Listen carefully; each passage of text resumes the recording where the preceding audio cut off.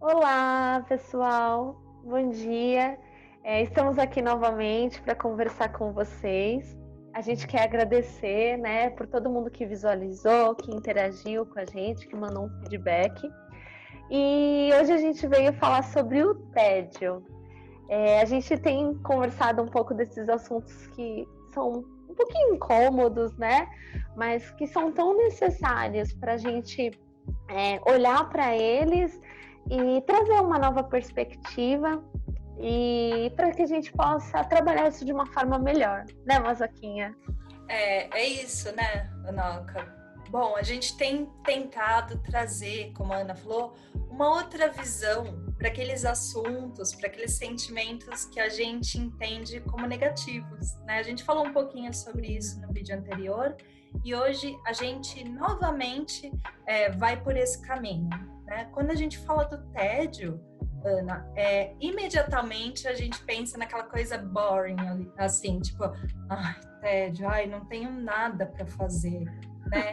E olha que curioso como a gente assimila o não ter nada para fazer com alguma coisa chata. E a gente dá o nome disso de tédio, né? E nas nossas Exatamente. conversas, a gente refletiu muito. E pra gente isso não faz muito sentido, né, Anoka? Não faz, porque a gente tá, assim, numa maré, né, de muita informação, a gente consome muita informação, seja na... O Dom tá chorando aqui, desculpa. Seja na televisão, nas redes sociais, e consumir informação é absorver também informação, né? Então, isso não sai gratuito. Isso tudo vai para algum lugar. E nesse consumo desenfreado de informação, quando a gente para, né, a gente sente um incômodo. A gente fala, peraí, eu não estou fazendo nada. E não fazer nada faz com que a gente pense que a gente esteja sendo improdutivo, né? E essa sensação, né? A gente vive num mundo onde você tem que ser funcional o tempo todo, full time. Então eu acordo e eu já tenho uma agenda para o dia todo. E olha, é muito interessante pensar como soa bonito falar que eu sou uma pessoa ultra ocupada.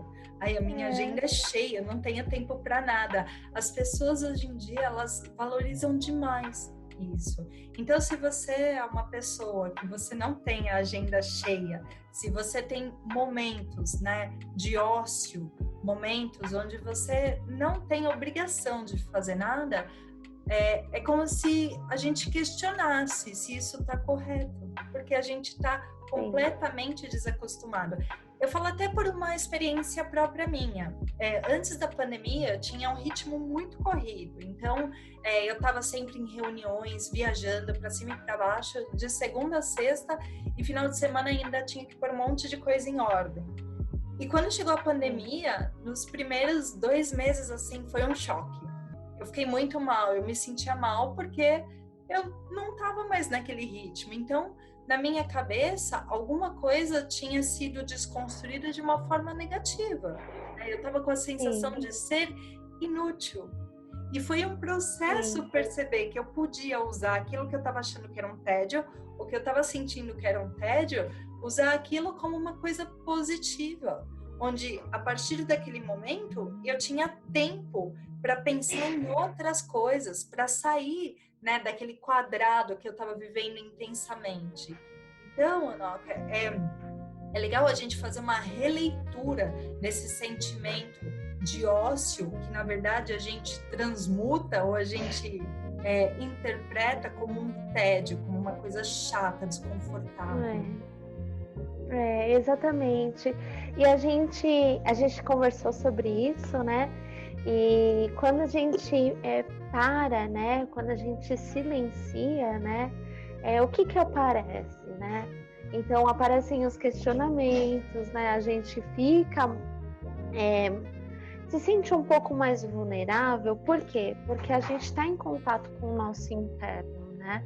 A gente para de olhar para fora e começa a se perguntar qual o caminho, né? Seguir, o que fazer. E eu acho que o mais legal, assim, disso tudo é a nossa oportunidade de estar nesse silêncio para que a gente encontre respostas através de nós mesmos e saia do automático, porque a gente está nesse automático o tempo inteiro, né? A gente está olhando o que o outro faz, o jeito que o outro se veste, como o outro produz, né? Mas a gente só tem a possibilidade de se perguntar e entrar em contato com a nossa verdade quando a gente silencia, né? E não necessariamente isso vai fazer com que também a gente fique mal, fique triste, né? Eu acho que vai, na verdade, corresponder com aquilo que a gente está sentindo, né? E muitas vezes as pessoas, elas estão num movimento profundo, num movimento intenso, para fugir um pouco disso, né? Mas tem uma frase que eu li uns dias atrás que fala assim: fugir para onde se tá tudo aqui dentro? E é bem por aí. Você me fez lembrar do Pascal, né? O Pascal fala um pouco de tédio e divertimento. E ele vai falar que a gente busca esse divertimento o tempo todo para que a gente fuja da vida. Na verdade, o Pascal, ele fala que a vida é uma vida miserável, né? Então, como é que a gente faz para balancear essa vida miserável, para suportar essa vida miserável? Atrás, né, indo em busca desse divertimento. E hoje, a gente está num nível muito avançado, né? A gente tem mecanismos dos mais variados para encontrar esse divertimento. Tem a questão do celular, da mídia, a questão das redes sociais. Hoje a gente tem balada, agora não, né? Porque está no período de pandemia. Mas você tem diversas atividades que vão te permitir essa fuga. E tem tudo a ver com isso que você falou, né? Desse não silenciar. Porque quando eu entro em contato comigo, quando eu silencio e eu paro tudo isso, as chances, né, de que eu me reconheça em alguns movimentos, ela surge. Isso pode ser doloroso, mas tudo bem, porque essa dor, essa percepção faz parte do nosso crescimento, do nosso desenvolvimento enquanto seres humanos e enquanto indivíduos, porque cada um tem o seu processo, né? Então é muito interessante. A Maria Homem, né, que é psicanalista, ela também fala que quando a gente está nesse turbilhão de fazeres, né, e de comunicar, e aí quando para essa falação, esse movimento de fazer, a gente tem uma pausa, né, uma pausa do fluxo da vida. E essa pausa é o tédio. E que algumas pessoas simplesmente não se sentem capazes de fazer essa pausa. Então, olha que interessante. A gente vai percebendo, Anoka, que essa pausa, ela é necessária, que ela faz parte do nosso processo de amadurecimento emocional, inclusive. Com certeza, amiga. E é diversão ou distração, né? Porque eu realmente acho assim que a comunidade, a sociedade, de uma forma geral, ela tá toda construída para que a gente não olhe pra gente, para que a gente esteja o tempo inteiro se distraindo, né? Esqueci o que eu ia falar. Mas uma coisa que eu acho que é muito importante é que, assim, mesmo muitas vezes a gente esteja sem fazer nada, a nossa mente não para. E é muito importante a gente dar esse espaço para ela. Porque muitas vezes a gente passou por uma história de muitos conflitos ou de muito movimento. E aí a gente fica viciado nisso, né? E aí quando a gente sente essa tranquilidade, a gente começa a gerar conflitos mentais e depois até acaba trazendo para a nossa realidade. porque a gente não está acostumado com essa paz, não está acostumado com essa tranquilidade. E a gente começa a ver, a gente falou disso no vídeo passado, né? Mas eu acho que essa questão também de ver as questões do outro, de apontar o dedo, ou de não se sentir tão bem no silêncio, no ócio, é da gente não estar mesmo acostumado, não fazer esse movimento. E aí eu penso como se fosse até mesmo a gente fazer um exercício físico ou ir para uma academia, de que no começo dói mesmo, a gente sente incomodado, os músculos não estão acostumados. E esse nosso exercício de silenciar, ele vai ser assim, até chegar a um ponto em que ele vai fazer parte da nossa rotina e vai ser uma necessidade nossa. É uma necessidade nossa, por isso que a gente tem visto tantas pessoas em processos ansiosos, né? E até um pouco mais severos, com crises de pânico e tudo mais. Mas é isso, é a nossa necessidade de dar um espaço para a nossa mente, né? E que isso é muito benéfico. Sim, o que você está falando é a prática, né? A gente, primeiro que a gente, antes de mais nada, eu acho que ter a ideia, né, aceitar, ter uma melhor aceitação de que a vida, ela é dolorosa, eu acho que isso já traz um conforto, né? Porque senão a gente fica nessa busca incessante por não entrar em contato com a dor, seja essa dor qual for, né? Seja dos conflitos que a gente teve na infância, dos conflitos atuais, de como eu me percebo, independentemente de onde vem essa dor, ela vai existir e vai existir para todos nós. Então, quando a gente aceita que essa dor, ela é intrínseca à vida, eu já mudo a minha forma de perceber as coisas, de perceber o mundo, de perceber os movimentos.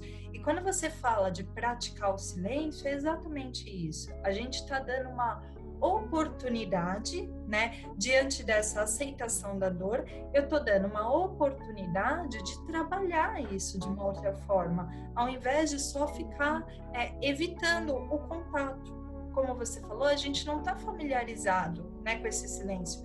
A gente não é incentivado pela sociedade, muitas vezes em casa, né?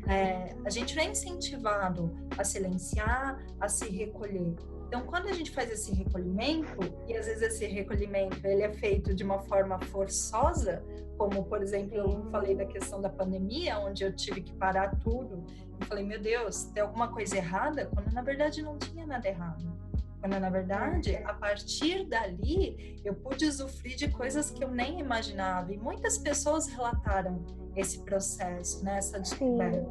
Então, é isso. Quando a gente pratica, conforme você falou, né, o exemplo da atividade física, o início da prática é difícil, porque você precisa tornar aquilo um hábito, mas uma vez que você vai se familiarizando, vai se habituando, é possível tirar frutos muito positivos disso que a gente vê como um tédio, e desse tédio que a gente hoje enxerga como uma coisa ruim, negativa, porque a gente valoriza demais tá em contato o tempo todo, tá na iminência, né? A gente tem que ser visualizado pelas pessoas o tempo todo. Então, eu tenho que estar nesse movimento. O que eu estou fazendo, eu estou postando, porque eu preciso mostrar que a minha vida é uma vida agitada, é uma vida interessante, né? E a gente se nega quando a gente olha e fala assim, nossa, mas talvez a minha vida não seja tão interessante para mim. E eu ainda assim busco mostrar para o outro que sim, a despeito do que eu penso, do que eu sinto, ela é sim interessante, né? Então, é uma incongruência, né? E essa prática desse silenciar, desse aceitar, traz para a gente uma transformação pessoal inestimável, né? Muito rica. Sim, exatamente. E a gente precisa também tomar e ter muita atenção com as crianças e com essa juventude, né? Porque agora aquela pessoa que fala na nossa época e nem mas é que na nossa infância, a gente não cresceu com smartphone, com tablet. Então a gente tinha que lidar com aquilo que estava posto na realidade, né? E para eles não. E a gente, e são muitos estímulos, sejam nesses novos desenhos, seja no Instagram, que é um feed interminável, né? Muitas pessoas, elas criticam isso porque você vai passando, não acaba. A sensação de você não finalizar, ela tá ali posta, né? Então, por exemplo, no caso da minha filha, né? Uma vez eu conversei com ela e ela estava mexendo muito no celular e eu falei para ela, filha, hoje você vai ficar sem celular. E aí, à tarde, no dia passado, tipo, nem 2 horas, ela falou assim, ai, eu tô entediada. E eu falei pra ela, que bom, nossa, que bom, aproveite então o seu tédio, curta o seu tédio, né? E ela ficou muito brava comigo. Mas é isso, é porque eu tirei ela daquele momento em que a mente dela estava ali, só recebendo informação, só consumindo tudo aquilo, e ela teve que parar. Foi forçada a parar. E talvez, assim, para ela, para essa nova geração, isso seja o fim do mundo, assim, né? Mas isso, eu acho que é até uma questão, assim, de saúde mental, né? Da gente poder, é uma forma da gente cuidar e também da gente olhar pra gente e falar assim, peraí, eu tô fazendo isso demais, né? Se no meu dia eu paro e fico consumindo o tempo inteiro, será que no nosso dia a gente consegue parar uns 30 minutos só para silenciar, né? A gente poderia colocar esse exercício para que a gente comece a fazer com que a gente se acostume a ter esse movimento, né? Sim, se for 10 minutos, sabe? 10 minutos ou 5, se você conseguir 5, né? Onde você realmente pare o contato com tudo e fale, não, nesse momento eu tô aqui, eu tô 100% presente. Porque a gente não está presente, a gente está envolvido com esse turbilhão de coisas que chegam para a gente. Elas chegam e a gente ao mesmo tempo procura por essas coisas, né? Então, é o que você falou, é um movimento infinito, né? Entre uma atividade e outra, eu tô lá consultando as redes, aí começa, né? A gente volta à questão da comparação, e aí eu quero também mostrar, eu começo a me sentir infeliz porque a minha vida não é tão interessante, né? E aí a gente volta no que Pascal falou, que a vida, ela é dolorosa. Eu não quero. Então, a gente percebe como é um círculo vicioso. Então, essa proposta que você fez, da gente começar esse exercício, né? Se conseguir meia hora, tudo bem. Se não conseguir, 5 minutos. Mas se disciplinar a iniciar esse movimento, né? Eu acho que é importante. E é uma outra percepção em relação aos períodos em que a gente não tem nada para fazer, né? Em vez de a gente se culpabilizar ou se sentir mal ou achar que a gente poderia estar aproveitando o nosso tempo de forma melhor. Com certeza. E você pode perceber que a gente resiste muito, né? O nosso cérebro, as nossas emoções, elas resistem muito. Elas estão ali querendo até o último, sabe? Mostrar que tem alguma coisa errada aqui.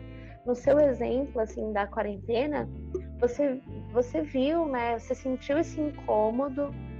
Eu acho que mais do que doloroso é a gente sentir um incômodo, né? Porque incomoda a gente sair daquilo que a gente está acostumado a fazer. Então, e para você, depois que você conseguiu transcender esse incômodo, você conseguiu enxergar outras possibilidades.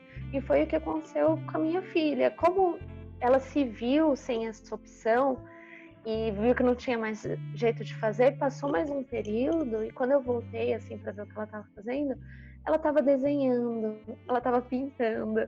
Então, a gente vai encontrando outras possibilidades. Quando a gente para de resistir, a gente abre uma outra porta. E assim vai funcionar quando a gente silenciar, quando a gente aquietar. No primeiro momento, a nossa mente vai falar assim, mas peraí, tem que varrer a casa que você tá fazendo aí. Não, tipo, é um momento para você, né?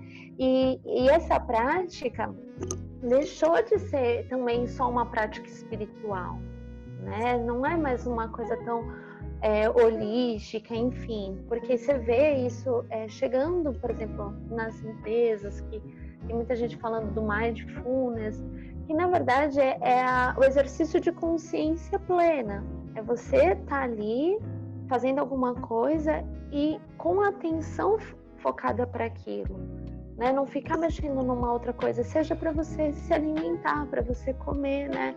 Então, comer prestando atenção na comida, né? Não ficar pensando em problema, o que tem que fazer, o que não tem que fazer. E a mesma coisa quando a gente parar um pouquinho, né?